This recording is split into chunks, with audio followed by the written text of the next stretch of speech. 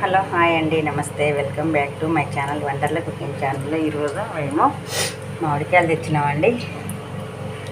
మామిడికాయలు ఇట్లా నీళ్ళల్లో ఒక నైట్ అంతా నాననివ్వాలండి. 2 సార్లు 3 సార్లు నీళ్ళు మార్చాలి. నైట్ అంతా ఇలా నీళ్ళల్లో బకెట్ల నీళ్ళల్లో వేసుకొని నానబెట్టాలండి.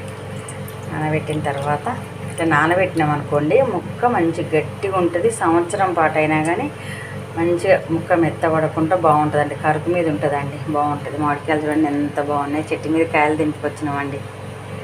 చాలామంది తెంపినాక 2-3 రోజుల తర్వాత తీసుకొస్తారు కదండి మార్కెట్కి. అలా కాకుండా చెట్టు దగ్గరికి పోయి తెంపుకొచ్చుకొని కొనుక్కొచ్చుకున్నామండి.